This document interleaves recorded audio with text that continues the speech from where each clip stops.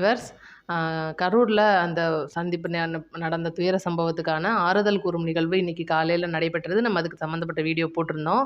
அந்த 36 குடும்பங்களையும் தனித்தனியாக சந்தித்து அவங்களுக்கான ஆறுதலை தெரிவிச்சுட்டு அவங்களோட அந்த ஒரு கோரிக்கையை எழுத்துப்பூர்வமாக பெற்று உங்களுடைய குடும்பத்தை கடைசி வரைக்கும் நான் பார்த்துக்குவேன் என்னுடைய வாழ்நாள் முழுவதும் சொல்லி அன்னை வாக்குறுதி கொடுத்துருக்கிறதா செய்தி வந்திருக்கு.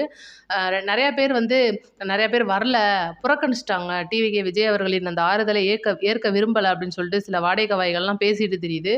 அவங்களுக்கு ஏன் அந்த தெம்பு திராணிலாம் இல்லை அப்படின்னு தெரியல. ஏன்னா இன்னைக்கு கரூர் மக்களை இவ்வளோ தூரம் அவங்களையும் இழிவுபடுத்துறாங்க, தமிழக வெற்றி கழகத்தையும் இழிவுபடுத்துறாங்கன்றது ஒரு பக்கம் இருந்தாலும் கூட இந்த ஏச்சு பேச்சுக்கெல்லாம் எங்களுக்கு கிடையாது. இந்த வெக்கம் அசிங்கம் எல்லாமே உங்களுக்கு தான், அந்த வாடகை வாய்களான உங்களுக்கு தான். உங்களுக்கு துப்பு இல்லைன்னு தான் சொல்லி ஆகணும். ஏன்னா இன்னைக்கு கரூருக்கு விஜய் வர்றதுக்கு முன்னாடி இவ்வளோ பயப்படுறீங்க.